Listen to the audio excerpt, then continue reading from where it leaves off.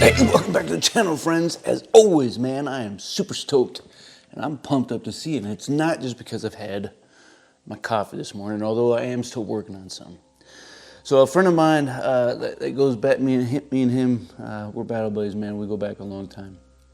And he shared this video of a drill sergeant who posted a video on TikTok and found himself getting in some hot water. He'd gone on a little bit of a rant. It was probably a weekend, maybe a Sunday.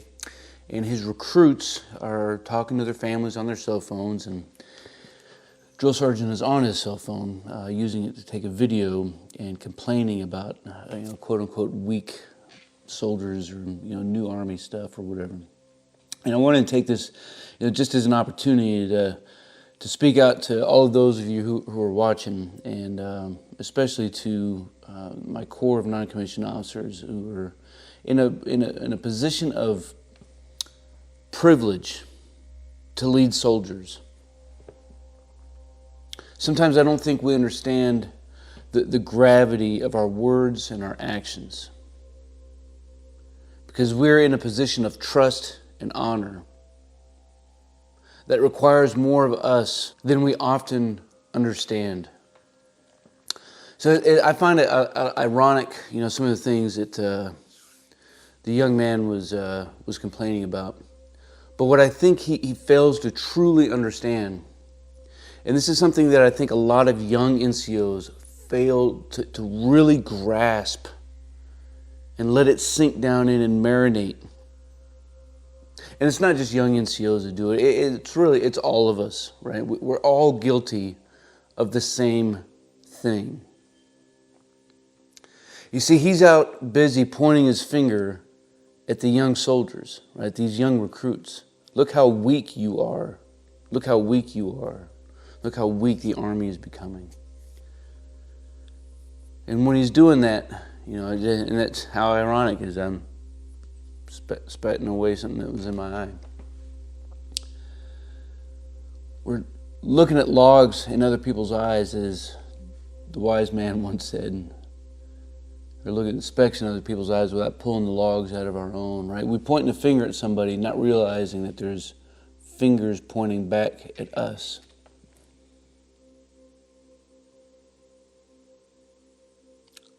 The first principle of leadership is to know yourself and to seek self-improvement.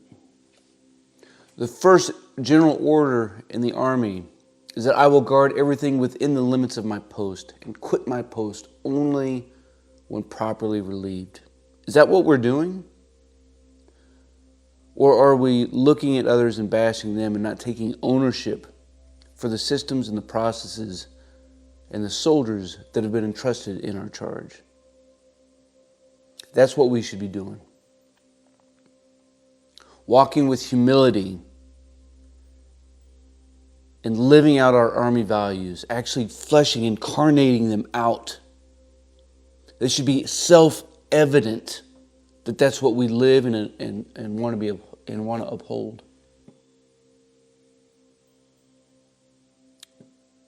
It's easy to take the wrong road, the soft road, to stay on the asphalt. But being an NCO pushes us off the beaten path.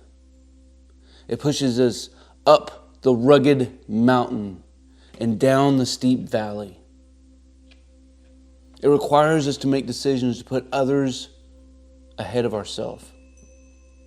By nature, being a leader is being a servant. And if we're running around complaining about those who are in our charge without recognizing that that's actually our fault, right? I hear the same thing out in the operational Army, right?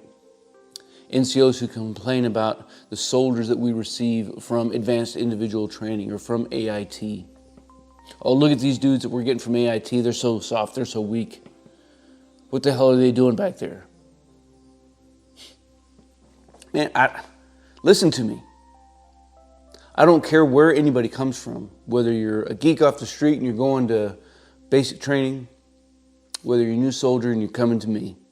As soon as you belong to me, you are mine and I am yours. And I will do everything I can to be the best NCO that I can for you.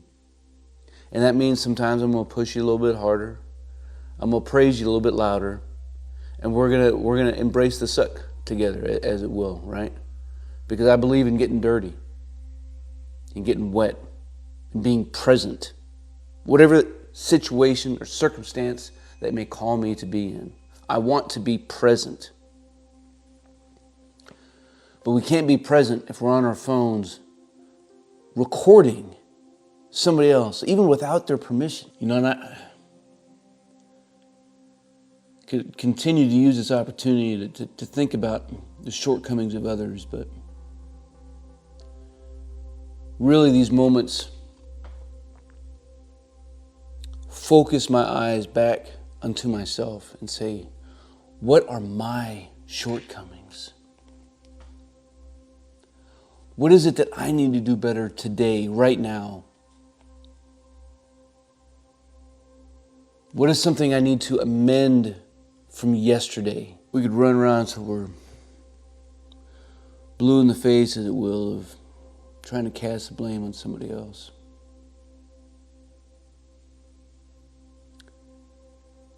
And we can do the same thing to ourselves, right? We can blame ourselves for everything. But I think at the end of the day, you know, even that has its own shortcoming and its own failure, because what we need is constant movement. And I think when we stop and we look either inward or out to somebody else and we cast blame on them, right? We're casting these lots on where we think that there is systematic failure. And yeah, I'm not saying that we can't or shouldn't do that when it's appropriate.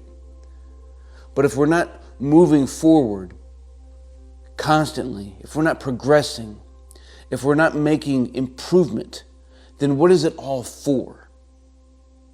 Right? If I don't bring a solution to the table when I bring an issue or a concern, then inherently I'm promoting my own self-righteousness. I'm letting my narcissistic ego control and dictate the conversation. I don't care if this is a leadership issue. I don't care if it's a political issue, a social issue. Whatever it is, work towards the change that you want.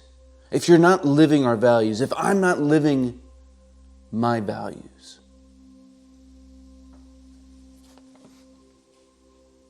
man, that's what we need to do, isn't it? Hey, I just wanted to share a few thoughts on this video that I was looking at. Leave some comments down below about what you think. We'll keep this conversation rolling. If you enjoyed it, make sure you smash that like button. And if you want to stay up to date on some future content, make sure you subscribe to the channel and click that notification bell. Until then, y'all, you stay out there, you keep grinding, and you stay stoked.